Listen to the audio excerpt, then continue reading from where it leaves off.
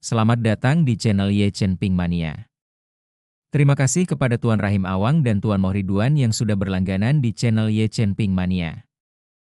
Semoga dilancarkan rezekinya dan diberikan umur panjang yang penuh keberkahan. Terima kasih kepada semuanya yang sudah like dan subscribe. Semoga selalu diberikan kesehatan dan kesuksesan. Naga tak terkalahkan bab 7424 sampai bab 7427. Pada saat ini, Xiao Churan merasa seluruh pandangan dunianya telah terbalik. Dia tidak pernah membayangkan bahwa Ye Chen bukan hanya tuan muda keluarga Ye dari Yanjing, tetapi latar belakangnya diselimuti oleh tragedi dan konspirasi yang begitu besar. Keluarga Ye dari Yanjing sudah menjadi salah satu keluarga paling terkemuka di negara itu, dan orang tua Ye Chen termasuk di antara tokoh paling terkenal di masyarakat Tionghoa, baik di dalam negeri maupun internasional, pada zaman mereka. Namun, bahkan orang-orang seperti mereka tidak dapat melawan musuh yang mengintai di balik bayang-bayang, sampai-sampai mereka harus mengatur agar Ye Chen dikirim ke panti asuhan dengan identitas palsu untuk memastikan keselamatannya. Seberapa besarkah musuh di belakangnya? Pada titik ini, Xiao Churan tidak punya waktu untuk memikirkan fakta bahwa Ye Chen telah menipunya selama bertahun-tahun. Dia bertanya dengan cemas, apakah organisasi itu masih memburu Ye Chen sampai hari ini? Benar. Tang Sihai mengangguk dengan serius, berkata dengan sungguh-sungguh, jika mereka tahu tuan muda masih hidup, mereka akan melakukan apapun untuk memburunya. Xiao Churan secara naluriah mengepalkan tangannya, berkata dengan marah, Ye Chen masih anak-anak saat itu. Dendam macam apa yang bisa mereka miliki terhadap seorang anak? Dia sudah sangat menderita saat tumbuh dewasa. Mengapa mereka tidak membiarkannya pergi? Tang Sihai menggelengkan kepalanya sambil tersenyum pahit. Nyonya Ye, banyak orang di dunia ini yang tidak peduli dengan akal sehat. Selama bertahun-tahun, tujuan mereka adalah menghapus keberadaan tuan muda dan orang tuanya, memotong rumput dan mencabut akarnya, itulah yang mereka kejar tanpa henti. Ada alasan lain mengapa Tang Sihai tidak bisa berbagi dengan siapapun. Wu Feiyan selalu curiga bahwa wanita yang tewas bersama Ye Changing di tangan Chang Shengbo bukanlah An Chengqi sendiri. Selama bertahun-tahun, Wu Feiyan tidak pernah menyerah mencari Ye Chen, memantau keluargaan, dan bahkan berupaya memusnahkan keluargaan di New York, semuanya untuk memancing ibu Ye Chen, An Chengqi, keluar dari persembunyian. Jika Wu Feiyan tahu Ye Chen masih hidup, dia niscaya akan berusaha sekuat tenaga untuk membunuhnya, karena dia tahu selama An Chengqi masih hidup, saat dia menemukan Ye Chen dan hendak membunuhnya, An Chengqi pasti akan muncul. Pada saat ini, Xiao Churan menatap Tang Sihai dan bertanya, jadi mengapa Butler tak mencariku? Apakah untuk memberitahuku rahasia-rahasia ini? Apakah Ye Chen yang mengirimmu? Tidak, kata Tang Sihai dengan sungguh-sungguh, saya datang menemui Nyonya Ye hari ini tanpa sepengetahuan tuan muda. Saya di sini untuk meminta bantuan Nyonya Ye, yang mungkin sulit, tetapi saya sungguh-sungguh memohon Anda untuk tidak menolaknya. Xiao Churan buru-buru berkata, kamu tidak perlu bersikap sopan. Jika ada yang bisa kulakukan untuk Ye Chen, berapapun biayanya, aku bersedia menanggungnya. Tang Sihai menarik napas dalam-dalam, lalu menatap mata Xiao Churan dan berkata dengan sangat serius, Nyonya Ye, saya harap Anda bisa menghilang sementara dari dunia tuan muda. Menghilang? Xiao Churan bertanya dengan terkejut, mengapa aku harus menghilang? Bahkan jika aku tidak dapat membantunya membalas dendam, aku masih dapat mendukungnya di sisinya. Tang Sihai perlahan menggelengkan kepalanya, berkata dengan sangat serius, Nyonya Ye, Anda tidak tahu betapa mengerikannya musuh tuan muda. Selama Anda tetap di sisinya, dia tidak akan pernah bisa sepenuhnya menghadapi musuhnya tanpa menahan diri. Dan saat musuhnya menemukannya, Anda dan keluarga Anda akan menjadi bebannya. Xiao Churan mengerutkan kening, bertanya dengan bingung, betapapun berkuasanya orang-orang ini, apakah mereka bisa kebal hukum? Tidak bisakah Ye Chen melaporkan hal ini ke polisi? Tidak bisakah dia mencari perlindungan hukum? Tang Sihai tersenyum tipis dan bertanya kepadanya, Nyonya Ye, jika saya memberitahu Anda bahwa musuh tuan muda memiliki puluhan ribu, atau bahkan ratusan ribu, pengikut fanatik yang siap mati untuknya, apakah menurut Anda hukum dapat melindunginya? Terima kasih masih menyimak channel Ye Chen Ping Mania. Jika aku katakan bahwa para pengikutnya tersebar di seluruh dunia, bersembunyi dengan sempurna, dan siap melancarkan serangan bunuh diri terhadap tuan muda dan keluarganya kapan saja. Apakah kau masih berpikir hukum dapat melindunginya? Dan jika aku katakan padamu bahwa musuhnya adalah monster berusia 400 tahun dengan kekuatan sihir tak terbatas dan hati yang kejam, apakah kau masih berpikir hukum bisa melindunginya? Xiao Churan benar-benar tercengang dan berkata, ini tidak mungkin. Ini adalah dunia nyata, bukan mitos atau legenda. Bagaimana mungkin seseorang bisa hidup selama 400 tahun dan memiliki kekuatan sihir yang tak terbatas? Saat dia berbicara, dia sepertinya menyadari sesuatu. Ekspresinya tiba-tiba berubah dingin, dan dia berkata dengan serius, jika Butler tak menganggapku tidak cukup baik untuk Ye Chen, atau jika Ye Chen sendiri menganggapku tidak cukup baik untuknya, kamu bisa langsung mengatakannya kepadaku. Selama kamu mengatakan yang sebenarnya, aku, Xiao Churan, bisa pergi tanpa apapun dan tanpa ragu-ragu. Namun, membodohiku dengan omong kosong seperti itu, tidakkah menurutmu itu agak konyol? Tang Sihai tersenyum pahit, kamu adalah Nyonya Ye, istri sah tuan muda. Selama bertahun-tahun, dia menanggung begitu banyak penghinaan di keluargamu demi kamu. Kalau tidak, bahkan jika keluarga Ye tidak memberinya dukungan, dengan karakternya, dia lebih suka membawa batu bata di lokasi konstruksi, makan dan tidur di sana, dan masih menemukan kegembiraan di dalamnya tanpa sedikit pun keluhan. Bagaimana mungkin dia berpikir kamu tidak cukup baik untuknya? Xiao Churan tahu bahwa dia mengatakan yang sebenarnya, dan emosinya sedikit mereda. Dia kemudian bertanya, jadi, apa gunanya mengarang cerita-cerita ini? Tang Sihai menghela napas, seolah menua dalam sekejap, dan berkata dengan sedih, Nyonya Ye, dunia ini selalu beraneka ragam. Dunia tempat Anda tinggal hanyalah satu segi, jadi Anda tidak tahu identitas asli tuan muda. Namun, bahkan jika Anda mengetahui identitas aslinya, itu tetap hanya dua segi dunia. Ada segi ketiga, di mana beberapa orang dapat hidup selama ratusan tahun tanpa menua dan memiliki kemampuan luar biasa yang jauh melampaui manusia biasa, seperti mitos dan legenda yang pernah Anda baca, baik dari timur maupun barat. Banyak dari hal-hal itu bukan hanya fantasi orang-orang kuno.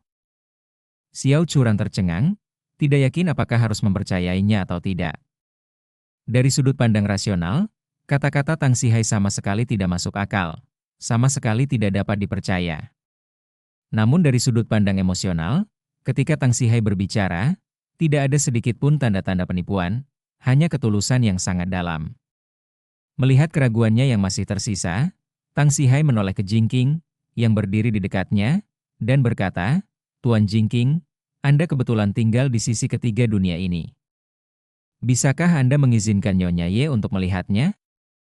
Jingking mengangguk, mengatupkan kedua telapak tangannya, dan berkata kepada Xiao Churan, Amitabha, karena sang dermawan tidak percaya, maka biksu yang rendah hati ini akan dengan berani menunjukkan kepada sang dermawan apa artinya mengolah dao. Sambil berkata demikian, ia memandangi karangan bunga di kuil yang dipersembahkan oleh para penyembahnya beberapa hari sebelumnya. Bunga-bunga yang tumbuh di rumah kaca itu tidak bertahan lama di tengah dinginnya musim dingin. Hanya dalam 1 atau 2 hari, bunga-bunga itu layu dan layu, tak bernyawa. Dia melangkah maju, dengan lembut mengambil buket bunga itu, dan kembali berdiri di hadapan Xiao Churan. Sambil menyerahkan bunga-bunga itu, dia bertanya, bolehkah saya bertanya kepada dermawan, apakah bunga-bunga ini masih memiliki kehidupan? Xiao Churan menggelengkan kepalanya dengan tatapan kosong, mereka sudah layu seperti ini, bagaimana mungkin mereka masih bisa hidup? Dengan sedikit penyesalan, dia mendesah, bunga yang baru dipotong seperti ini, jika disimpan di tempat yang hangat dan ditaruh di air, mungkin bisa bertahan beberapa hari lagi. Namun, jika dibiarkan di kuil seperti ini, dalam cuaca yang dingin, bunga-bunga itu pasti tidak akan bertahan lama. Jingking mengangguk, Amitabha, sang dermawan memiliki belas kasih di matanya. Bahkan untuk bunga dan tanaman, ini adalah cinta yang besar.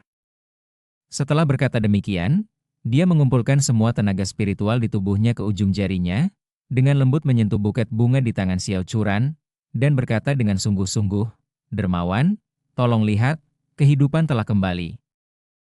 Terima kasih masih menyimak channel Ye Chen Ping Mania.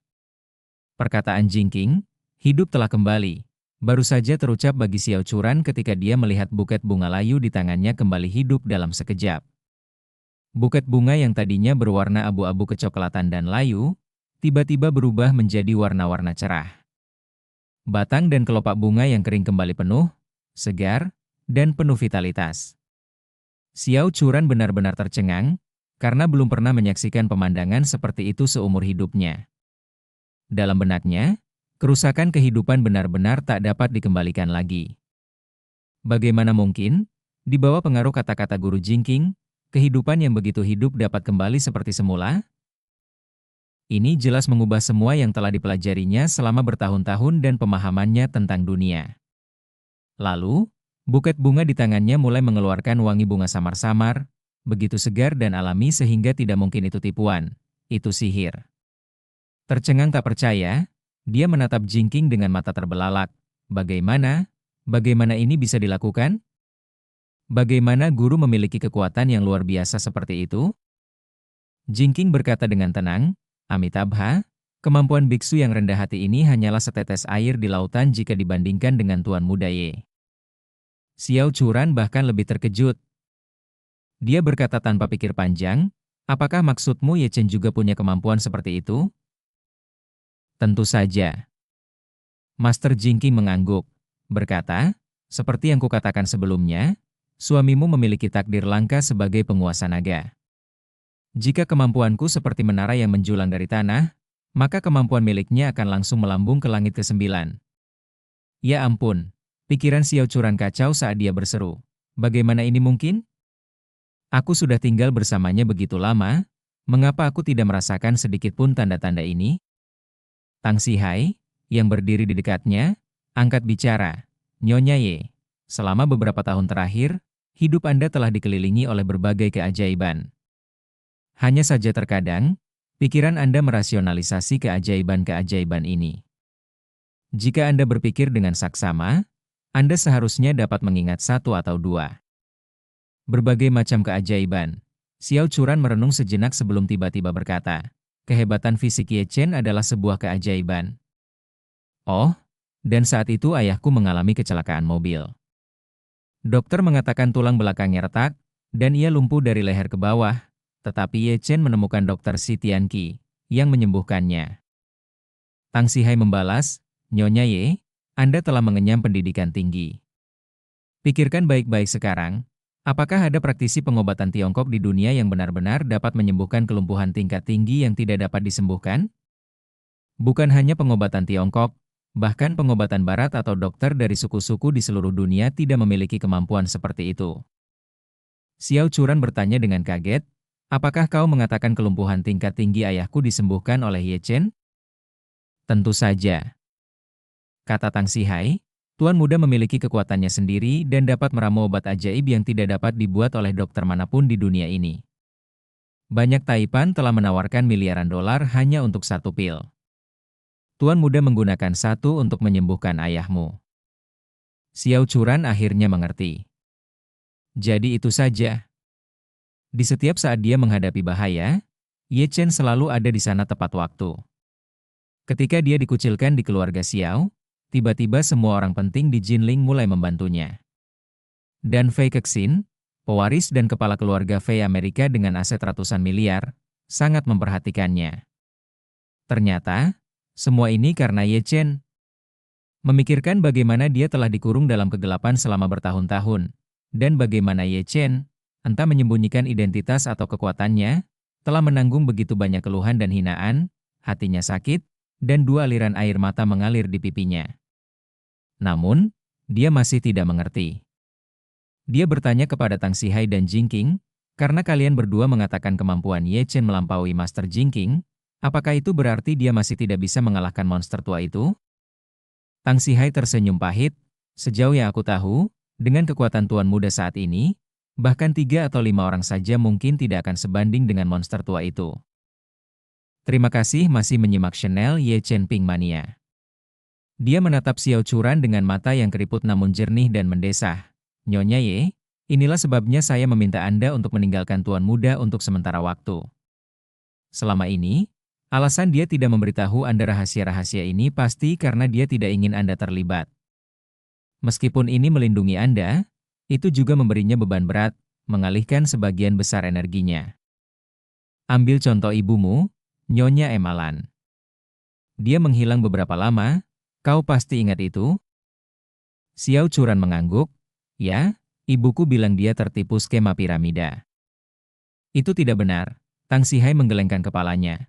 Ibumu mencuri kartu bantuan muda, yang berisi 10 miliar RMB yang dipercayakan kepadaku oleh tuan tua untuk tuan muda. Setelah mengetahui kata sandi kartu itu, dia mentransfer semua uang itu kepadanya. Tuan muda, takut identitasnya akan terungkap, berbohong dan mengatakan bahwa kartu itu palsu yang dibuat oleh sindikat, memastikan ibumu tidak memiliki keraguan. Dia tidak punya pilihan selain membiarkan polisi menahannya di sel tahanan selama beberapa hari. Sayangnya, nenek dan sepupumu berada di sel yang sama, dan ibumu menderita beberapa luka di tangan mereka.